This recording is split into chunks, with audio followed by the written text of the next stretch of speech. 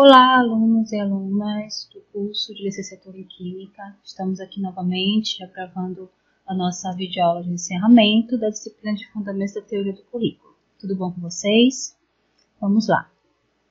Então, estamos finalizando essa disciplina. Eu espero que ela tenha sido prazerosa, significativa para a vida de vocês, tanto acadêmica como profissional e pessoal também, né? Para essa aula de encerramento, nós vamos falar um pouco sobre, na verdade a gente vai fazer uma revisão, né, dos conteúdos que foram abordados ao longo da disciplina, durante as unidades 1, 2 e 3.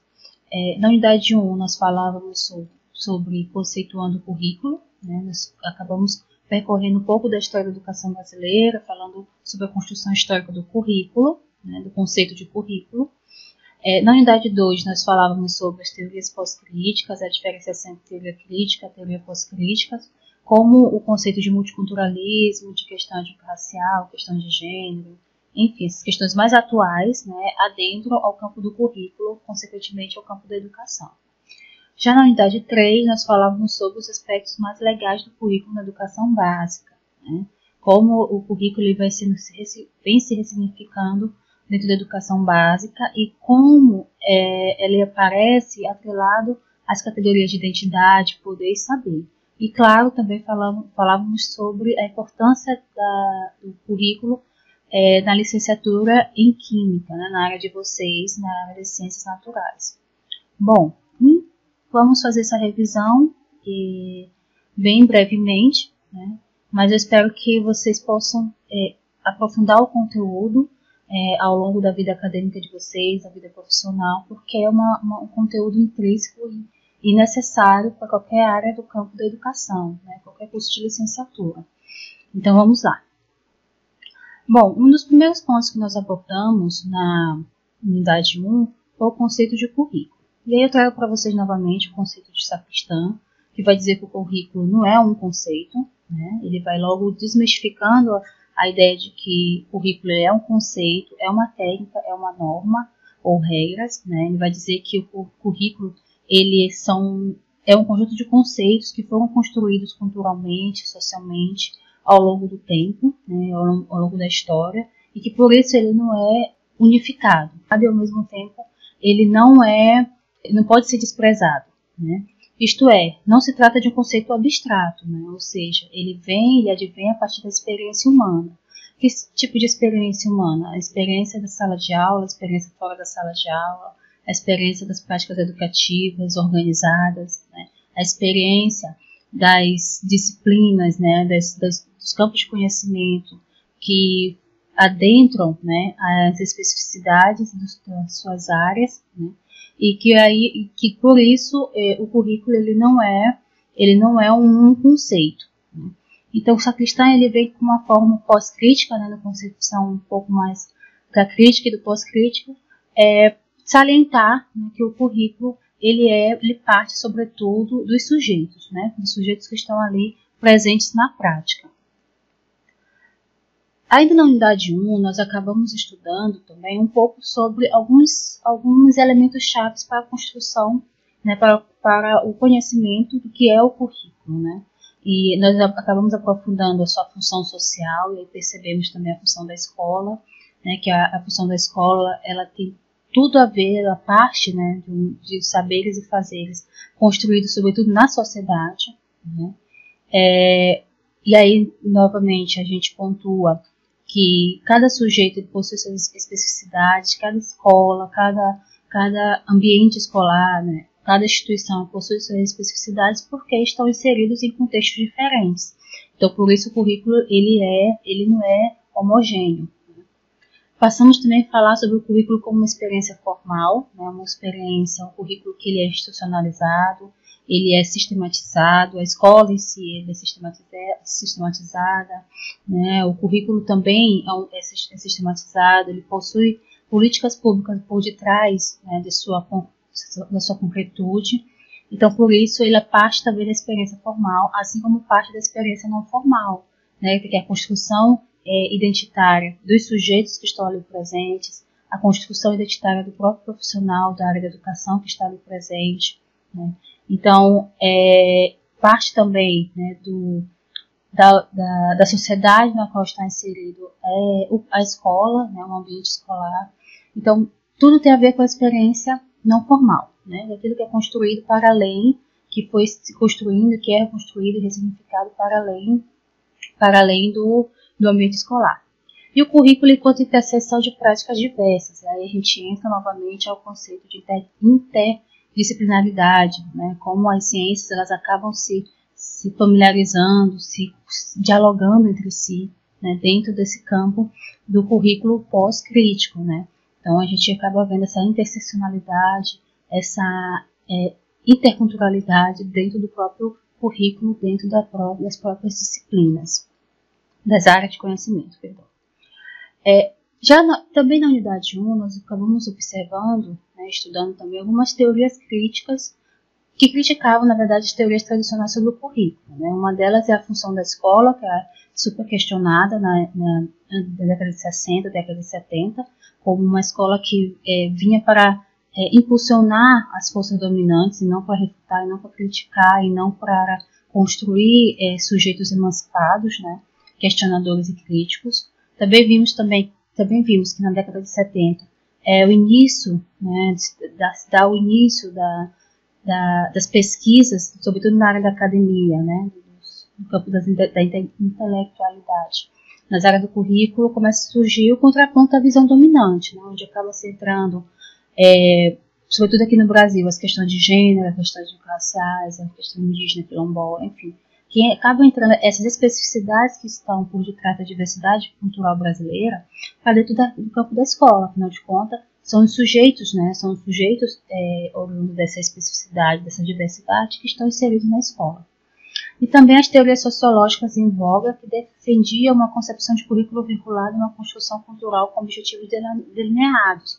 Então, a sociologia, né, o campo da sociologia, ela veio na década de 70 para ajudar, para auxiliar a educação brasileira. Por isso nós temos aí, dentro dos fundamentos da educação, das teorias da educação, a sociologia da educação, né, que é uma área que ela acaba ganhando muita ênfase na década de 70, por auxiliar a educação a perceber, né, a perceber a construção cultural, a perceber a função social da escola, né, a função própria da escola, e por que falar de currículo em maneiras mais plurais, né, de forma mais plural.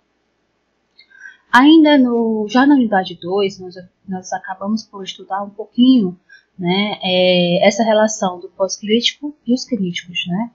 Qual era a diferenciação entre o pós-crítico e os críticos? Era a ênfase dos pós-críticos, a ênfase na cultura, no gênero, na etnia, na diferença e na linguagem, ou seja, ênfase nas categorias que estão por detrás, né, da sociedade brasileira, que está por detrás do social, da questão social. Né? Então, a cultura, gênero, etnia, diferença e linguagem são questões, né, são categorias que precisavam estar presentes, né, dentro dos conceitos a serem construídos sobre o currículo, dessa forma também a serem construídos dentro das teorias da educação brasileira, né, dentro das teorias mais amplas sobre a educação. E os críticos que davam ênfase mais à questão do poder, da economia, da classe social e no conflito. Né? Os críticos eles vinham somente para estabelecer, para dizer, né, que existiam-se relações de poder, existia-se a questão econômica muito forte, muito gritante dentro dessas relações de poder e ao mesmo tempo a divisão social de classes e o conflito, mas não dava, aí os críticos já não davam abertura para uma emancipação, digamos assim, né? Como pensar e outras formas de perceber a educação para além daquilo que já estava posto. O pós-crítico já vai nos dizer que a cultura ela precisa ser percebida, que o gênero precisa ser percebido, a etnia e a diferença também. Na unidade 2 também estudamos, né, algumas características da pós-modernidade, que é o que vai balançar um pouco, né, essa relação do pós-crítico e o crítico, né, essa diferença entre o que é o pós-crítico e o que é o crítico. Uma delas é o abandono das grandes narrativas, né, essas narrativas que vinham somente para reforçar aquilo que já estava sendo colocado dentro da sociedade, que não trazia muita diferença, não traziam proposições, não traziam ações. Então os pós-críticos já vinham trazendo esse outro olhar. Né? Então essa foi uma das características que fez com que a pós-criticidade, os pós-críticos, reforçassem a ideia de que a educação ela precisaria trazer um novo olhar emancipatório, né? O que as críticas somente salientavam, mas não traziam com tanta ênfase. Uma incerteza quanto à consciência unitária, centrada à homogeneidade, né? Hoje nós percebemos que não existe uma certeza, na verdade estamos em várias incertezas, né? E continuamos a perceber que estamos em várias incertezas porque o campo do conhecimento ele é um campo heterogêneo, né? Ele é centrado, mas ele é heterogêneo. Uma preocupação com a linguagem, com a subjetividade, né? A gente precisaria ter um olhar, né, para a subjetividade dos sujeitos inseridos. Celebra o pluralismo, a descontinuidade e a heterogeneidade, em contraponto à homogeneidade, e a ênfase na perspectiva da diferença. E nós estudamos também um pouco sobre a relação da diferença e identidade, né? Como o diferente não é tão diferente assim. E nesse sentido, já na unidade 3, nós estudamos também essa relação da identidade, poder e saber, né? E quando a gente vai perceber a relação da identidade e diferença, a gente acaba não vendo uma distinção. Na verdade, é uma complementando a outra, né? Uma categoria complementando a outra. Então, quando a gente fala de identidade, são afirmações, são concretudes, são subjetividades, são singularidades, e a diferença também. O que é diferente para mim pode ser diferente para o outro também, né? Então, assim, são questões que são atreladas entre si. Então, são construções em que os grupos podem distinguir suas singularidades e subjetividades em contraposição às concepções unilaterais da unicomunidade e solidariedade liberais, que tendem a universalizar os interesses comuns, ou seja, o ambiente escolar, né, é um ambiente heterogêneo porque há uma gama de construções identitárias e de diferenças ali postos. Também falávamos sobre uma educação libertadora, que nós estudamos o Paulo Freire, né, que vem com essa ideia da educação como prática de liberdade, educação como prática emancipatória, educação para a emancipação humana, né, que parte da relação oprimido e opressor. E eu citei para vocês o livro Pedagogia do Oprimido, que é um livro muito interessante, onde ele faz essa distinção, a distinção e a correlação entre o opressor e o oprimido, né, como eles aparecem na sociedade brasileira, e como a gente acaba internalizando o conceito de oprimido e o conceito de opressor como algo, a gente internaliza e naturaliza, né? Então ele vem trazendo esses conceitos e ao mesmo tempo propondo formas, mecanismos para ultrapassarmos, né? Para irmos além daquilo que já é posto. Uma proposta que tem como principal fundamento a libertação, construída pela prática, ou seja, pela prática pedagógica, pelo reconhecimento da necessidade de lutar pela libertação do oprimido, né? E também falamos por fim, né, sobre a importância de estudar o currículo no ensino da química, o currículo no ensino da matemática, das ciências como um todo, né? Que as principais características das reformas educacionais apresentam um modelo de educação voltado para o ideário neoliberal, pós-moderno, imposto pelo capital, com vista à construção de saberes e competências adaptáveis ao mundo do trabalho flexível e da sociedade do conhecimento. O que nós não queremos é isso, né, que os saberes e competências sejam adaptados ao mundo do trabalho, mas que os saberes e competências sejam significativos para o aluno, né, não somente para a iniciação dele no mundo do trabalho, mas sobretudo para que ele possa ser um cidadão crítico e reflexivo dessa sociedade do conhecimento, né? Então, aprender a conhecer a si mesmo, aprender a ser, aprender a fazer, aprender a viver juntos, foram alguns ideários postos pelo neoliberalismo, né, pós-moderno, mas que a gente pode estar ressignificando, né, a gente pode trazer para um outro olhar. Aprender a conhecer a si mesmo para poder compreender o outro, aí adentra aí a questão da diferença, né, aprender a ser, aprender a construir sua própria identidade, aprender a fazer, ou seja, aprender a perceber as especificidades dentro da sala de aula e construir metodologias de trabalho mais significativos, aprender a viver juntos, aprender a trabalhar coletivamente, individualmente, mas também coletivamente, né? A gente pode ressignificar esses conceitos, essas categorias do ideário neoliberalismo para a nossa própria vivência atual, né? Do que nós queremos como escola, né? Como a gente pode estar almejando. Bom, essa foi uma nossa videoaula, foi uma videoaula bem sucinta, bem prática, somente mesmo para recapitular alguns pontos chaves daquilo que nós estudávamos na unidade 1, unidade 2, unidade 3.